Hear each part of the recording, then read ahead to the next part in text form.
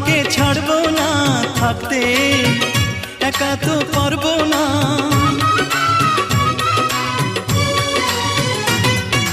না না ভেঙো না আমার মন, আমি তোমার খুব আপনজন। মিষ্টি মিষ্টি কথায় আমার একটু বলে যাও, ও সাথী আমার তুমি কেন চলে যাও, ও সাথী আমার তুমি কেন চলে যাও।